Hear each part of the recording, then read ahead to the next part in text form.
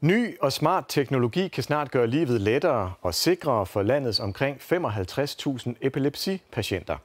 Epilepsi er en kronisk sygdom i hjernen, der medfører pludselige anfald, hvor patienten kan gå i krampe og miste bevidstheden, og derfor være ude af stand til at kalde på hjælp.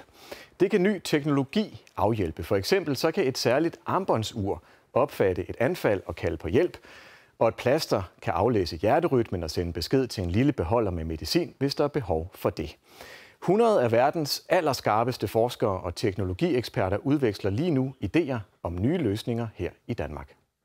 Johnny Gammelgaard Jensen er en helt almindelig familiefar, når ikke han har epileptiske anfald. Det starter typisk i den ene side af kroppen, og så ender det altid med at blive en stor krampe.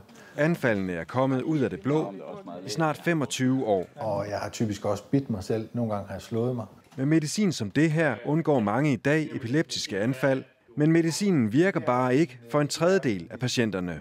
Angsten for næste anfald, bekymringen, ængsteligheden, den fylder rigtig meget. Heldigvis er der håb forude, lyder det nu fra videnskaben. Epilepsi er en hjernesygdom og en folkesygdom. Godt 100 epilepsilæger, forskere og teknologivirksomheder var i dag samlet i København, og de vil nu arbejde bedre sammen for at gøre nye hjælpemidler klar til brug. Ved at klæbe smart teknologi direkte på kroppen, kan man registrere et anfald, så snart det sker. For eksempel Armbåndsuret her indeholder nogle bevægelsessensorer, som slår alarm, når patienten får krampeanfald.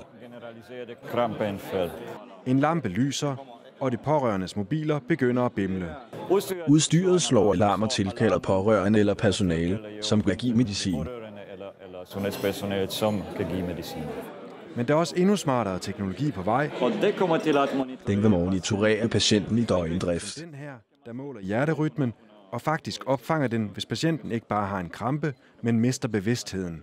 Og så sender den signal til de pårørende. Det er meningen, at den skal kommunikere med mobiltelefon.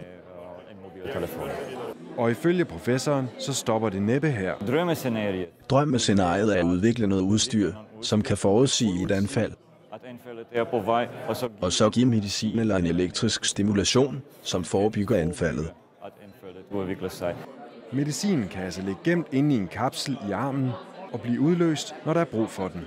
Den medicin den bliver frigivet, når der er nogle data, der fortæller, at den skal frigives. Ja, nemlig. Ja, men det er ikke kun medicin.